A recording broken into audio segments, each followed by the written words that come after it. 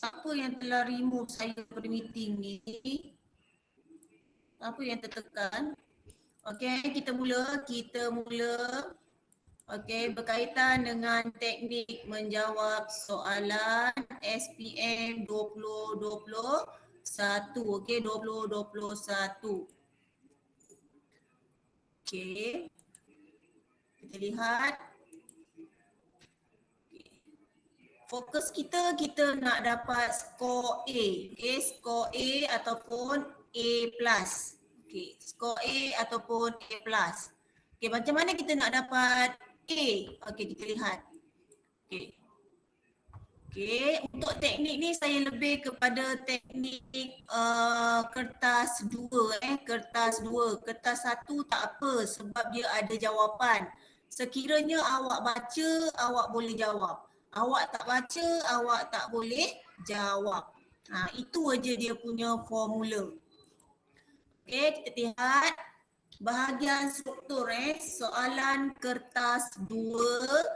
Kertas 2 untuk sejarah. Okey, kertas 2 untuk sejarah. Okey, bahagian struktur.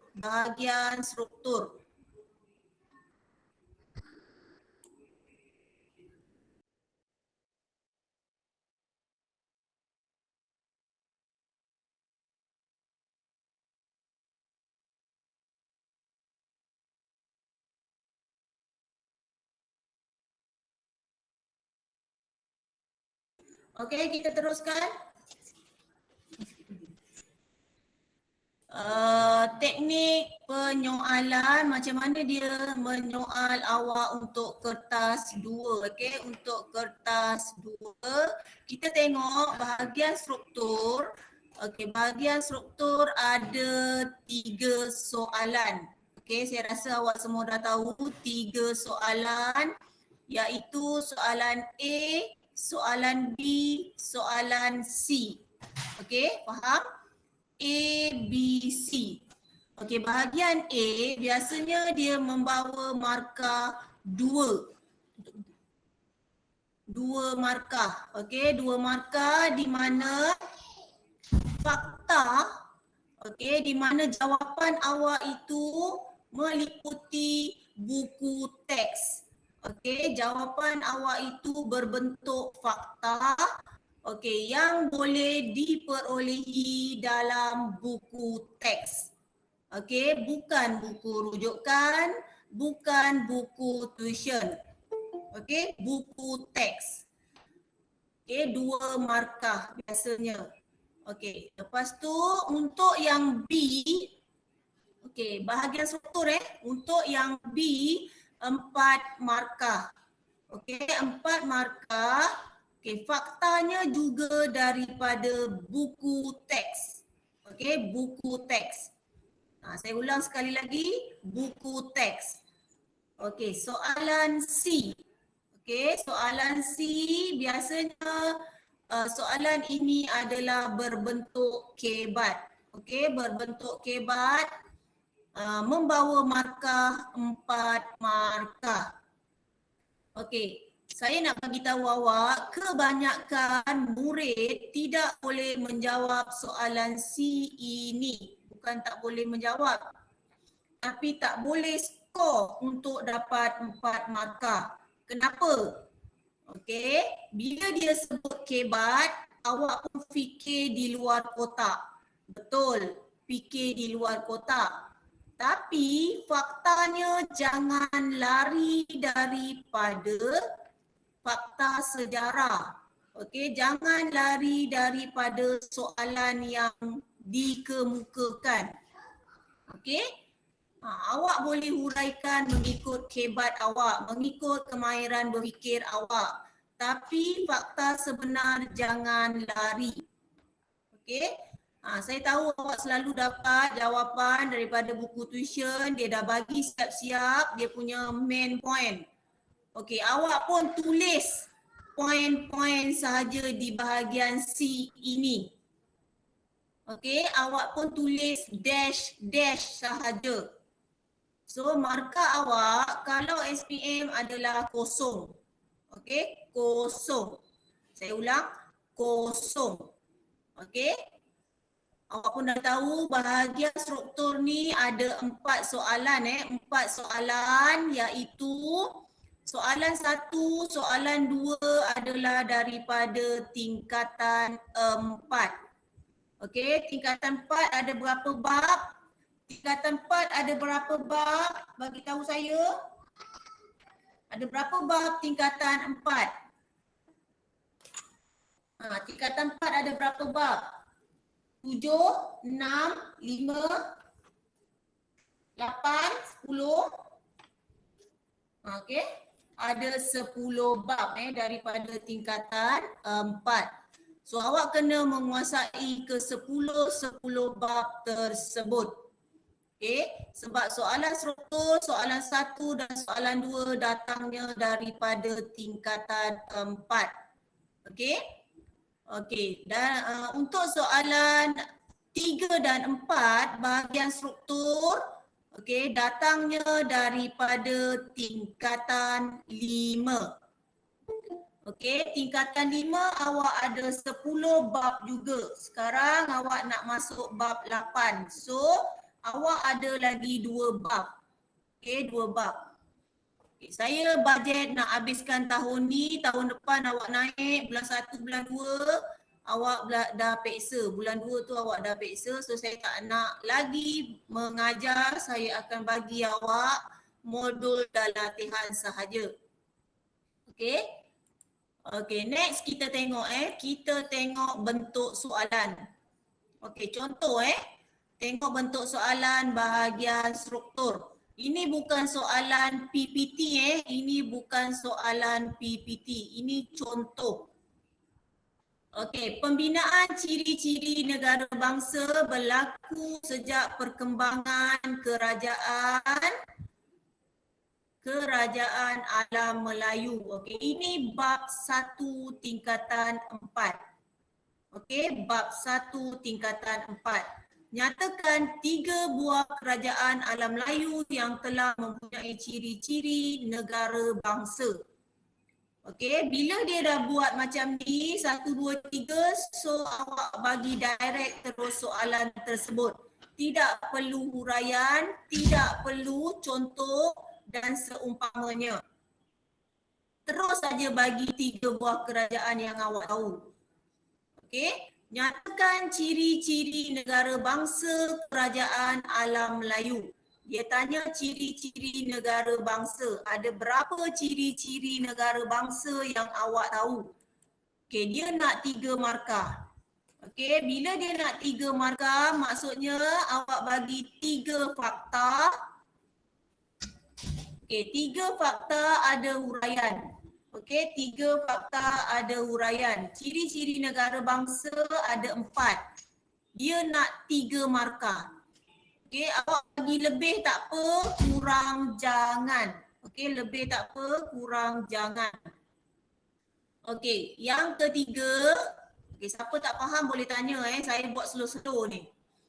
Okey, bagaimanakah anda dapat melaksanakan tanggungjawab bagi merealisasikan hak pembinaan negara bangsa Malaysia bersatu dan maju? Okey, ini bentuk soalan hebat. Apa yang dia nak dekat sini? Bagaimanakah anda? Dia minta awak, anda. Okey. Anda dapat melaksanakan. So maksudnya anda sebagai rakyat, anda sebagai pemimpin, apa yang awak buat untuk menjadikan negara bangsa yang bersatu dan maju? Faham? Ada soalan? Ada soalan? Tak ada soalan, kita tengok pada jawapan. Macam mana bentuk jawapan yang perlu awak buat. Okey, kita tengok bentuk jawapan. Okey, ini soalan pertama tadi. Okey, soalan pertama tadi. Okey, nyatakan 3 buah kerajaan alam Melayu yang telah mempunyai ciri-ciri negara bangsa.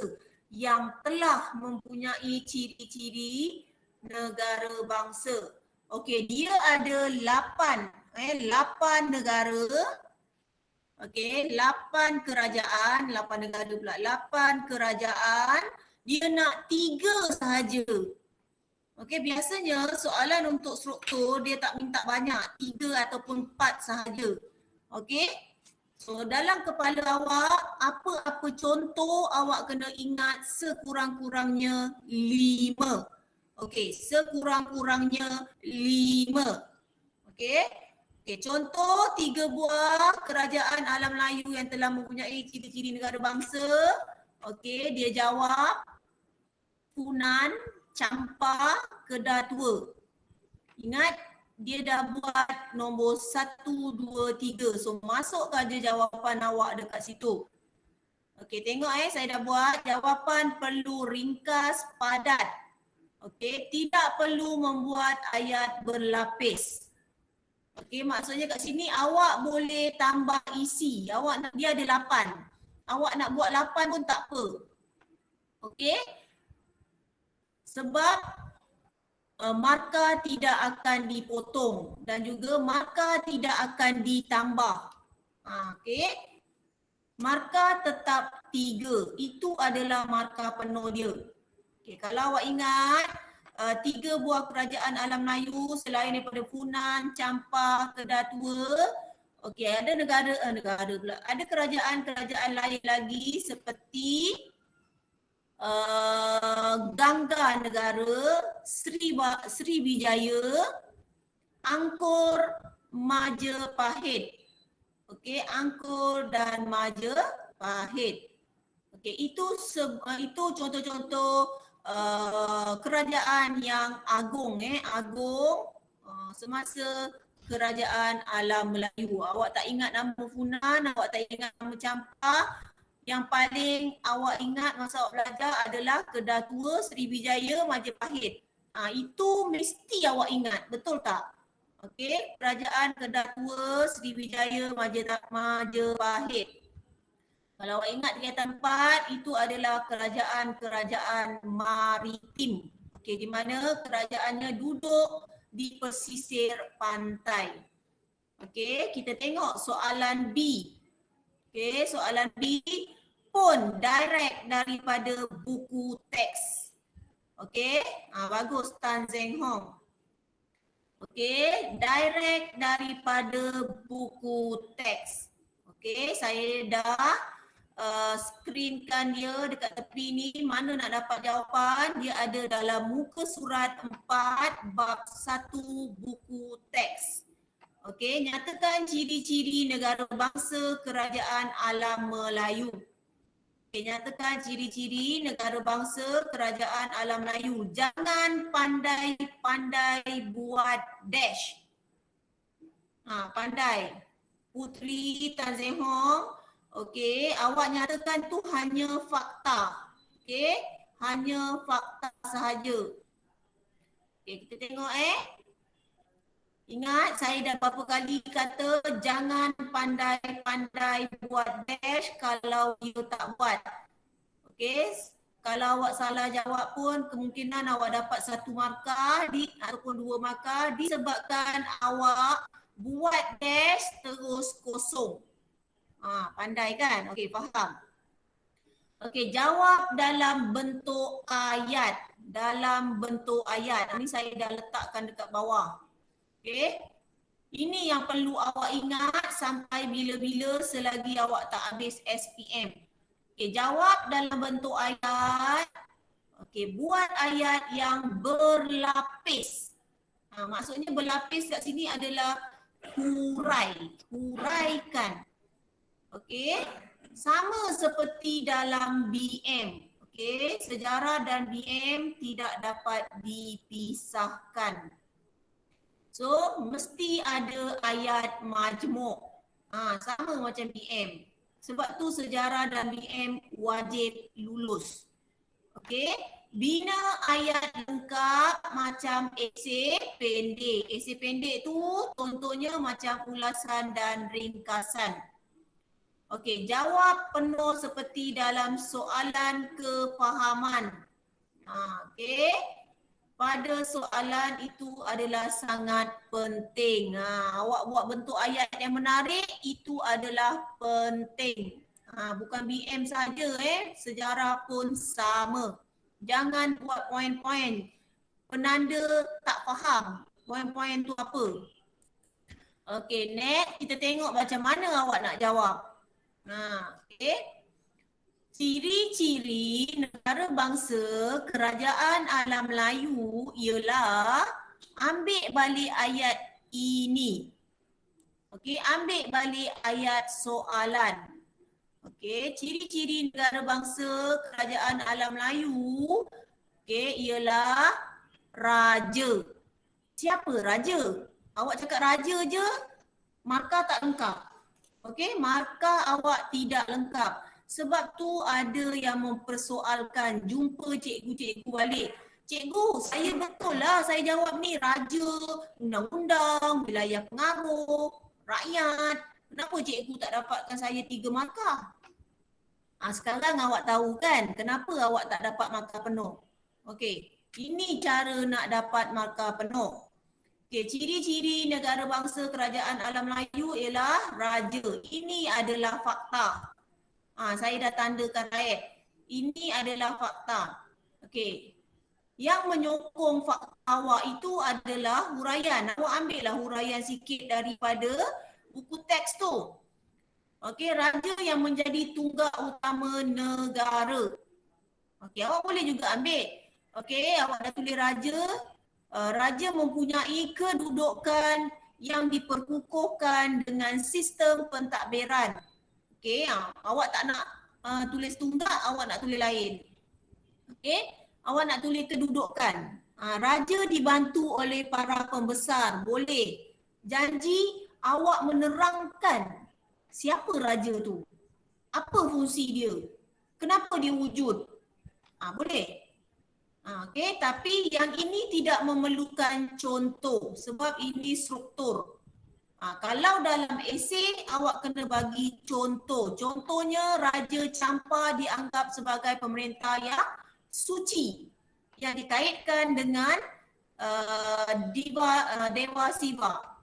Tu sekali dengan contoh baru boleh lengkap. Baru boleh dapat markah penuh. Okey.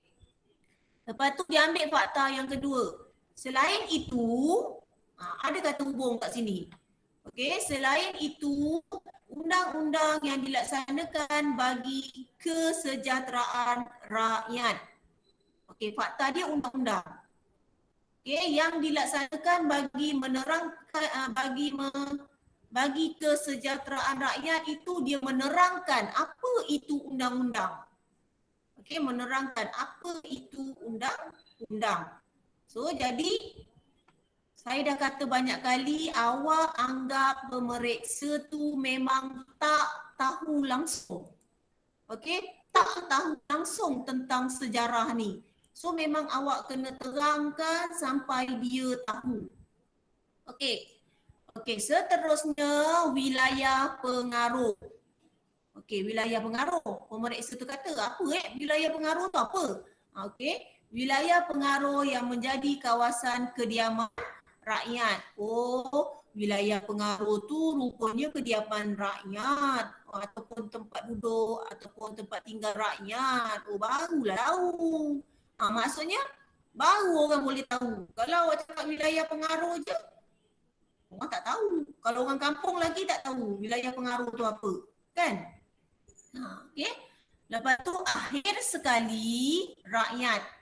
Okey, rakyat tu siapa? Okey, rakyat tu banyak. Okey, merujuk penduduk yang tinggal dalam sesebuah wilayah. Okey, ataupun awak boleh buat rakyat itu merupakan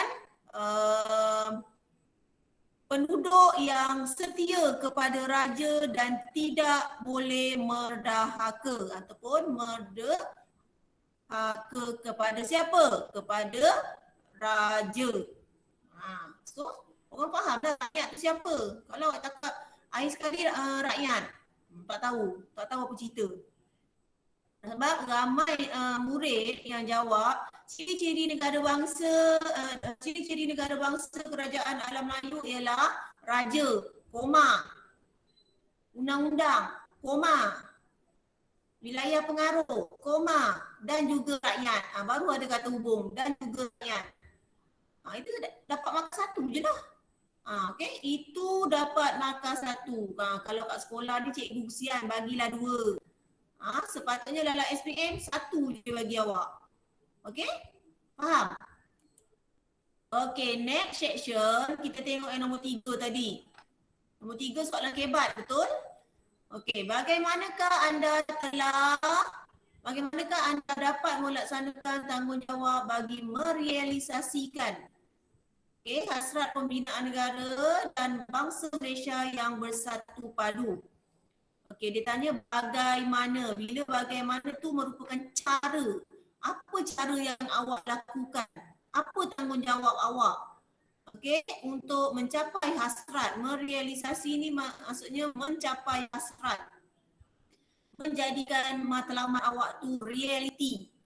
Ni tanggungjawab mewujudkan Malaysia sebuah negara yang bersatu maju. Ini secara ringkasnya daripada soalan tersebut. Okey? Okey, tengok bagaimana dia jawab. Okey. Ambil balik. Tanggungjawab mewujudkan Malaysia sebuah negara bersatu dan maju ialah dengan cara menguasai pelbagai kemahiran. Okey, menguasai pelbagai kemahiran. Okey, selain itu, masyarakat juga perlu melengkapkan diri dengan ilmu pengetahuan yang secukupnya.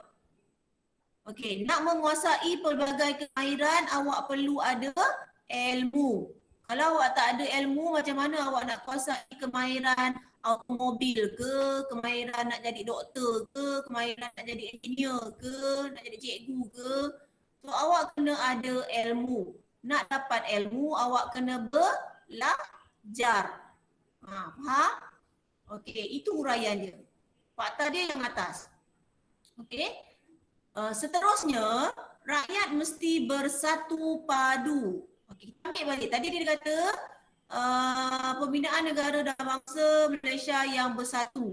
Nak bersatu, rakyat kena bersatu lah. Bukan rakyat nak buat pemberontakan, nak buat demonstrasi, nak buat apa benda, tidak menyokong sana, tidak menyokong sini.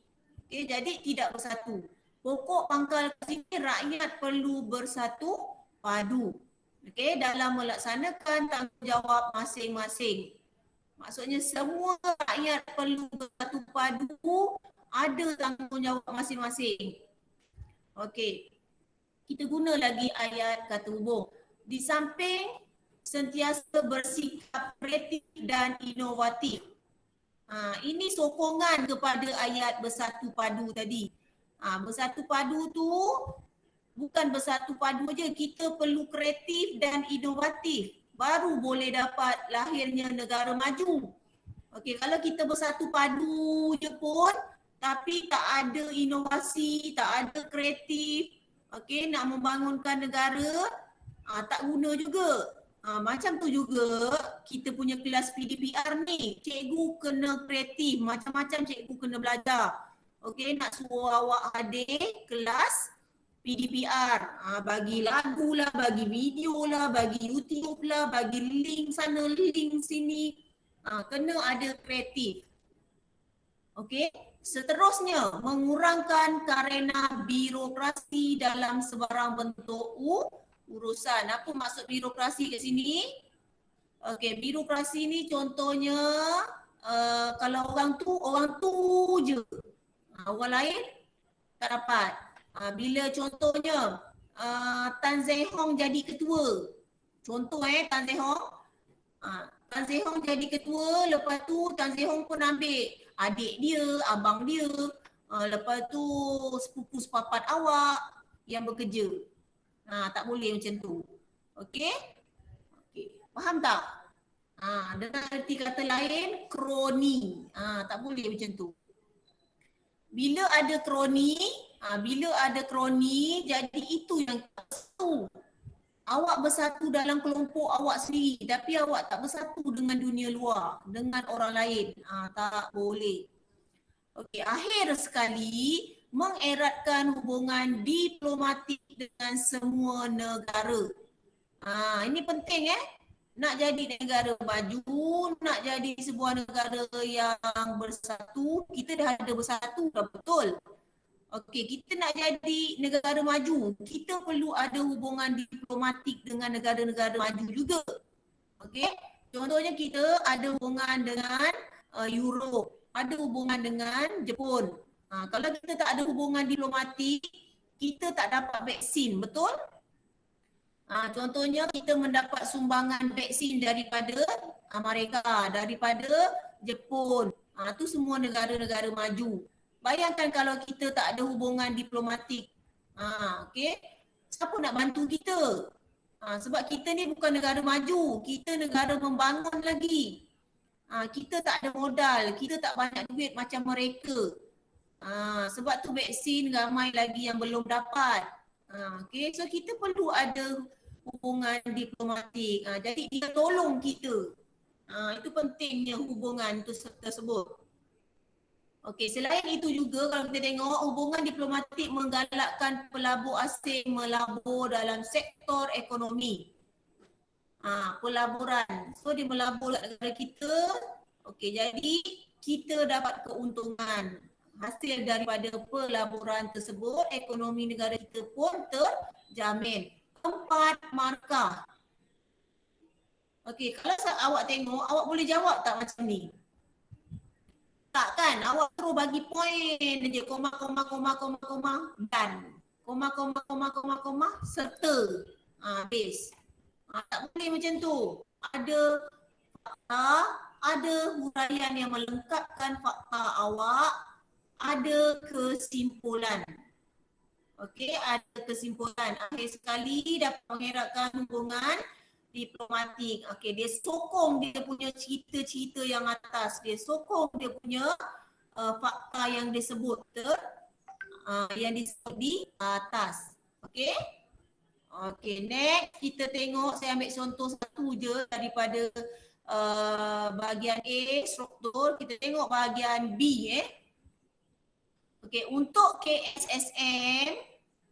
KSSM soalan awak ada 5 soalan sahaja, jawab 3. Okey, 5 soalan jawab 3.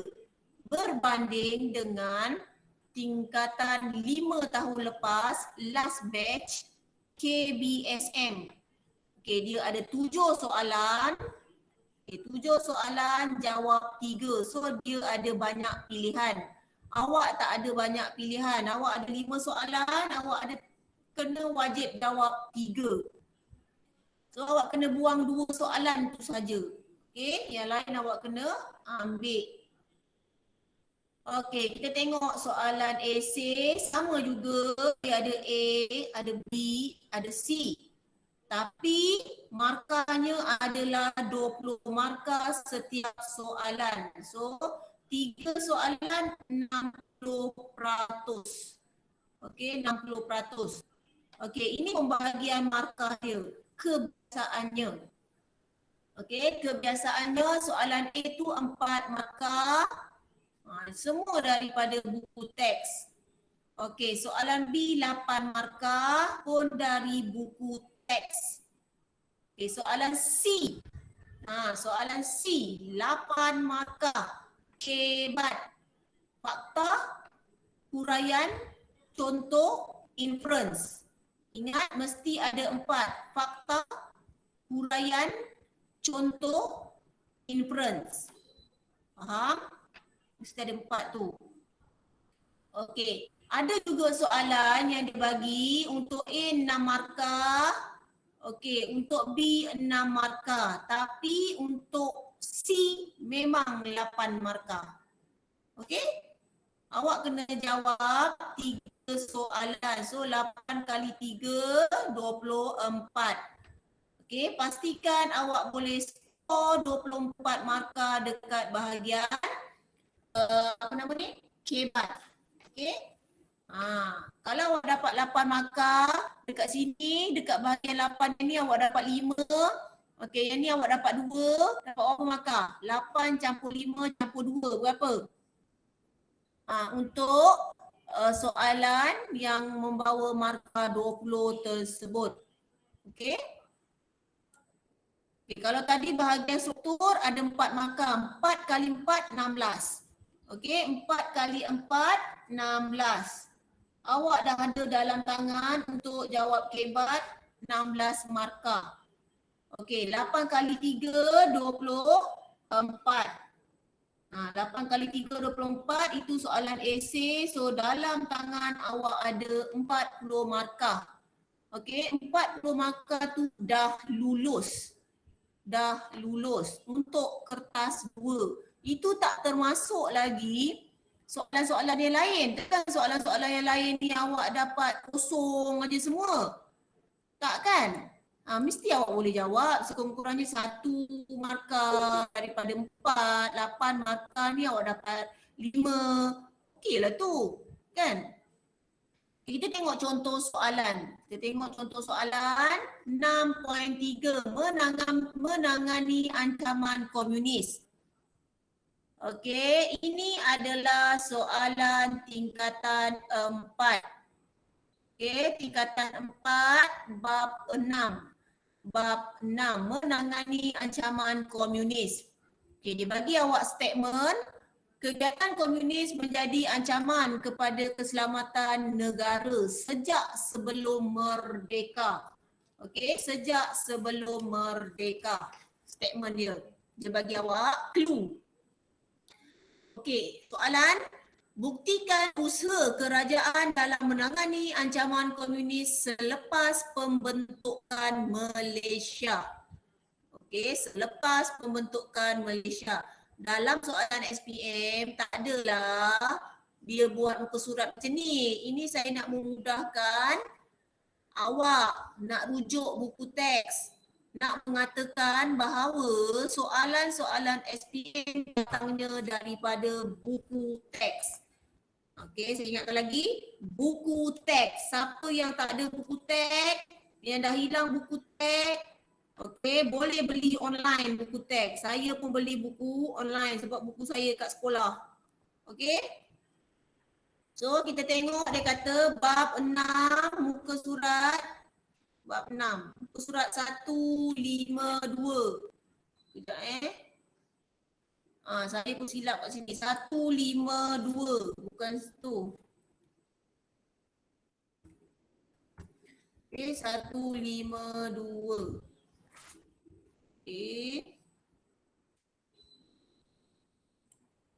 Okey. Apa dia punya usaha-usaha dia? Okey, usaha-usaha dia.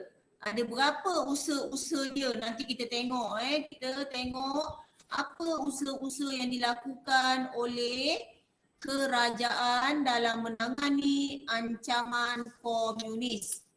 Okey. Dia ada 9 usaha yang dilakukan. Dia nak 6 markah. So 6 fakta berserta huraian. Okey.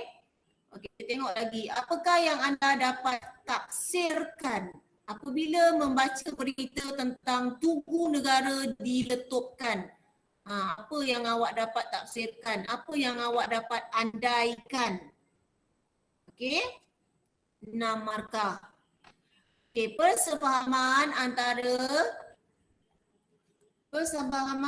sekejap 12.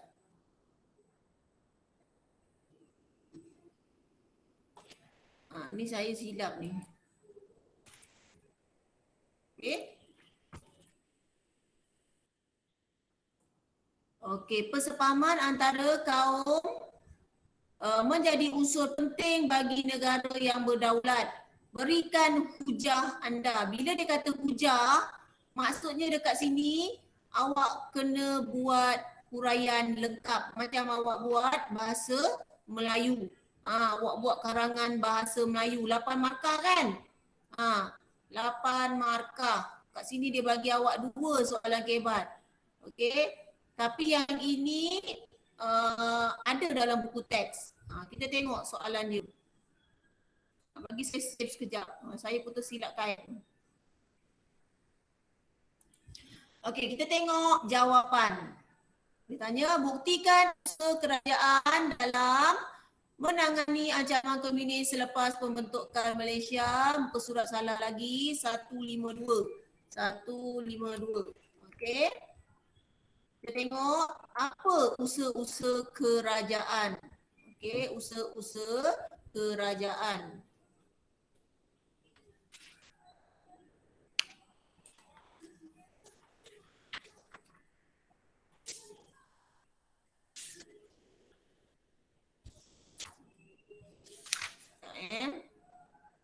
Okey, usaha-usaha dalam menangani ancaman komunis ialah melaksanakan perang saraf. Okey, melaksanakan perang saraf. Okey, itu usaha yang pertama. Kenapa nak laksanakan perang saraf? Okey, untuk memberi kesedaran tentang bahayanya ancaman komunis. Dia terangkan kenapa nak buat perang saraf. Okey, perang saraf. Tengok balik buku teks awak, apa itu perang saraf. Perang saraf tu adalah perang yang telah dirancang dan dilaksanakan oleh pihak British, pihak British untuk menghapuskan komunis. Okey, menghapuskan komunis melalui usaha pihak British tu memenangi hati fikiran rakyat. Dia tahu dia tak dapat terus direct menghapuskan komunis, jadi dia British tu tadi telah cuba menyantuni ataupun mengaitkan orang-orang kampung tadi supaya jangan sokong komunis. Tu maksudnya. Okey. Selain itu, menyebarkan risalah bagi menyampaikan maklumat kepada rakyat dan menanamkan kebencian terhadap komunis. Awak tahu kan risalah tu apa? Okey, menyebarkan risalah. Okey, risalah. Okey, lepas tu kita tengok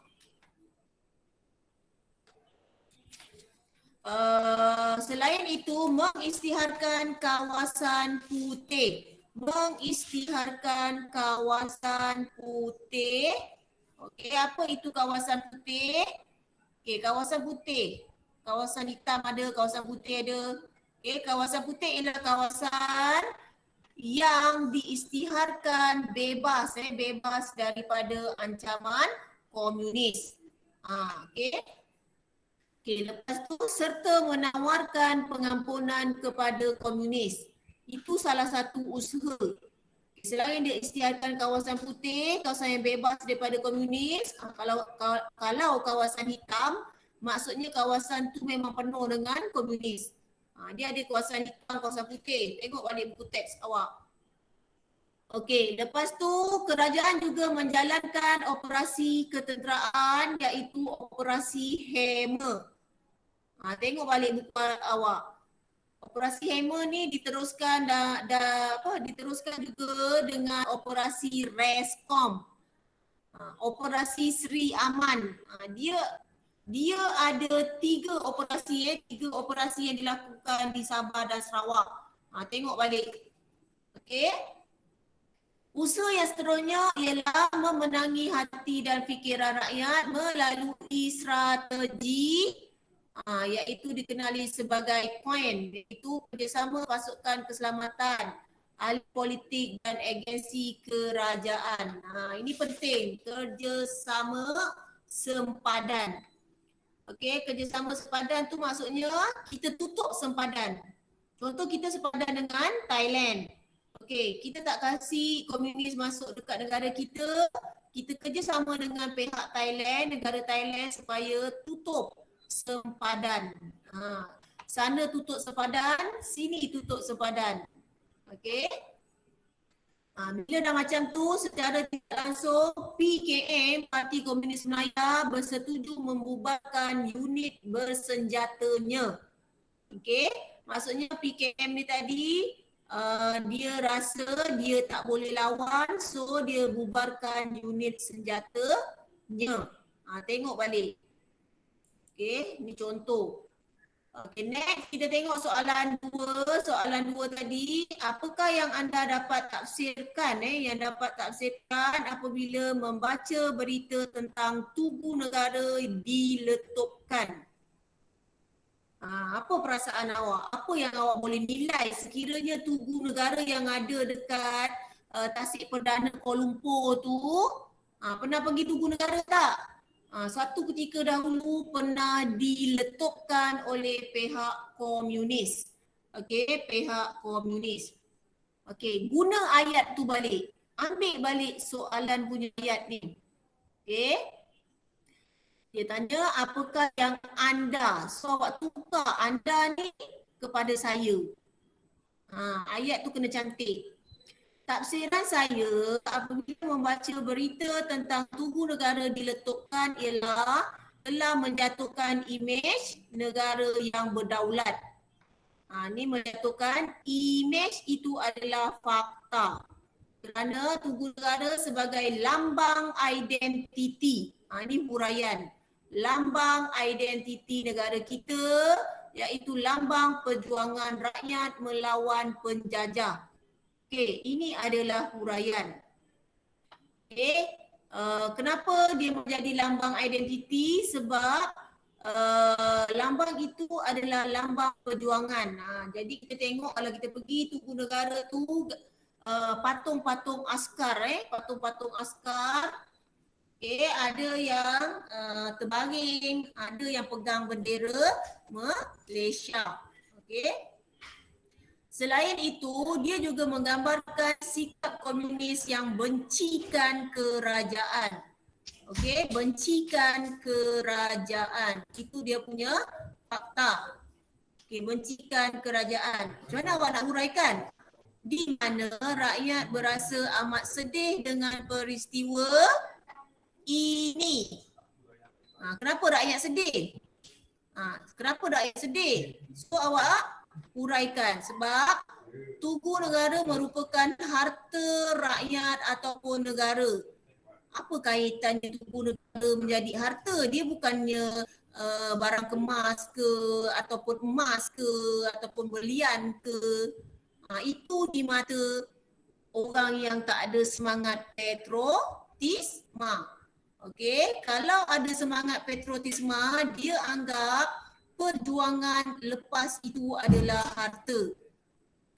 Okey, maksudnya kalau tiada perjuangan orang-orang terdahulu, negara kita ni boleh jadi merdeka ke tidak? Tak kan? Boleh jadi aman ke tidak? Tak kan? Okey, itu maksudnya. Kesannya rakyat berusaha untuk mematahkan kegiatan komunis. Ini dia punya huraian dia. Okay, sekaligus untuk menghapuskan komunis dari negara kita. Fakta ada, huraian ada. Okey, contoh dia tadi, awak boleh buat contoh tadi tugu negara tu kan. Okey, lepas tu tugu negara juga sebagai lambang penghormatan. Okey, dia ada 3 fakta dekat sini. Hijau ni semua fakta, okey? Okey, lepas tu dia ada huraian. Huraian inilah yang tolong awak dapat markah penuh. Okey. Lambang penghormatan, apa yang kita nak hormatkan? Kepada siapa? Okey, kepada wiranegara.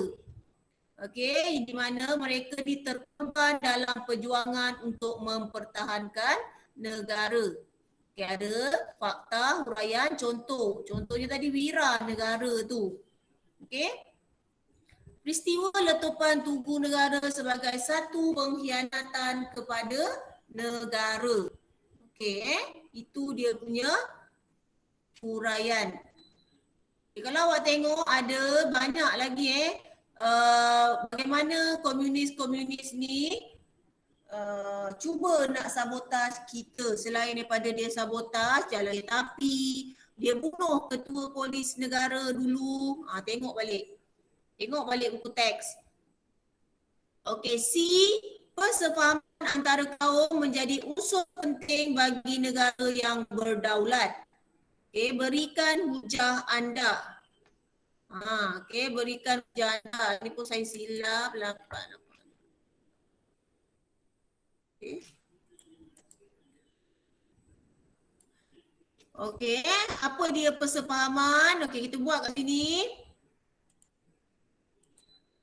Persefahaman kaum penting. Ambil balik ayat. Persefahaman kaum penting kerana dapat meningkatkan kerjasama kaum dalam negara. Okey, kerjasama kaum dalam negara. Okey, satu fakta dia. Okey, hal ini dapat mengelakkan pergaduhan. Kenapa kita perlu ada kerjasama tadi? Okey, huraian dia dapat mengelakkan pergaduhan. Okey, lepas tu bila tak ada pergaduhan maka keharmonian negara dapat dikekalkan. Okey, selain daripada itu juga kalau hari-hari perayaan kita dapat menyambut hari-hari perayaan bersama. Okey, contoh fakta huraian contoh. Okey, Aidilfitri atau Deepavali atau Tahun Baru Cina dan sebagainya. Okey, kalau boleh jangan tulis dan sebagainya dan sebagainya. Awak terus buat dan saja. Okey, bersama contohnya Aidilfitri dan Deepavali ataupun serta Tahun Baru Cina. Cukup, dah tak ada sebagainya. Okey. Okey, seterusnya dapat melahirkan sikap menghormati. Warna saya ni awak tak nampak sikap menghormati. Ini adalah dia punya fakta.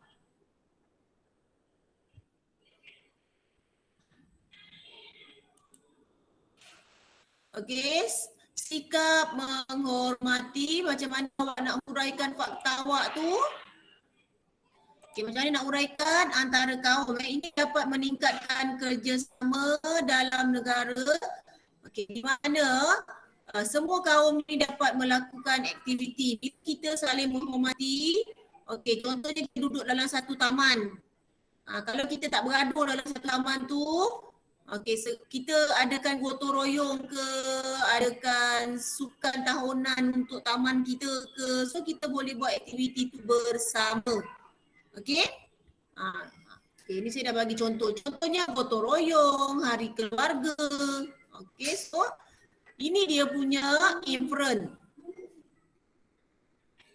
Okey, inference dia keadaan ini berjaya menimbulkan rasa muba antara kaum, mana kesannya perpaduan dapat diwujudkan. Okey, nampak? Ada fakta, ada uraian, ada contoh, ada inference. Susah pula saya nak klik ni. Okey, ada inference. So, lengkap awak punya soalan kebat. Nampak tak saya warna-warnakan dekat situ. Fakta yang warna purple, huraian, contoh warna kuning. Kenapa lambat masuk Zafira? Saya dah habis dah. Okey.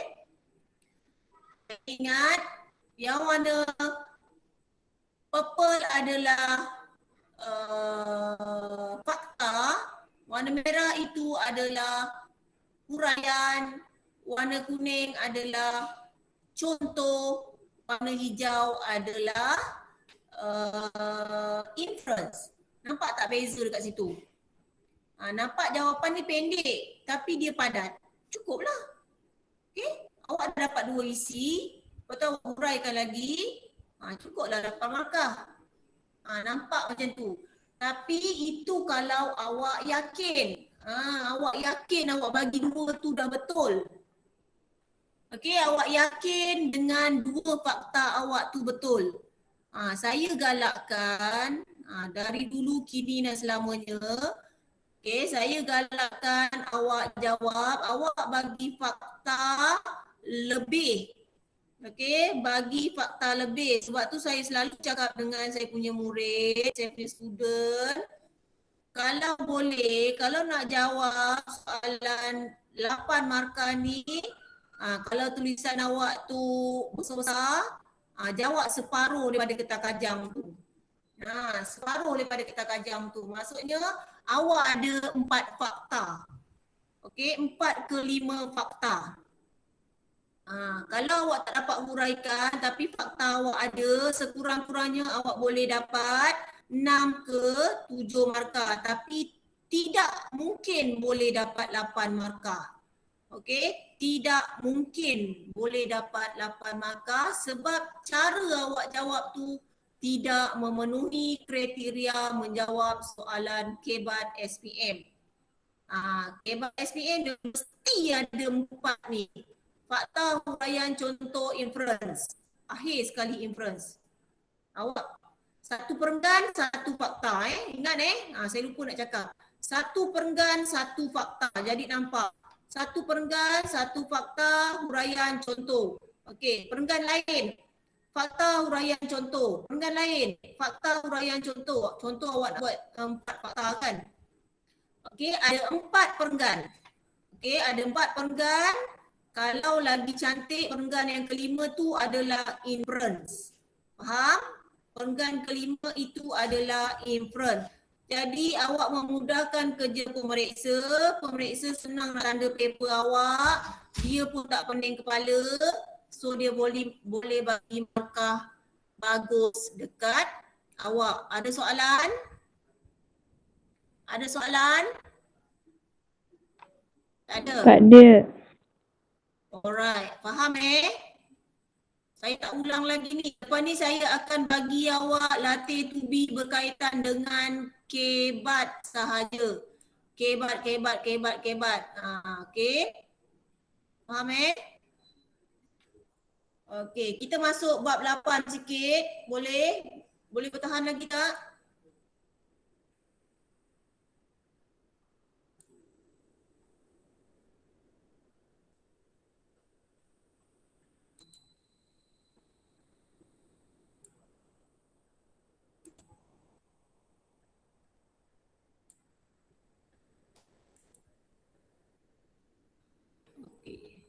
Saya stop dulu record yang ni Okey, Lo Kangi kata okey sekejap saya stop dulu record ni.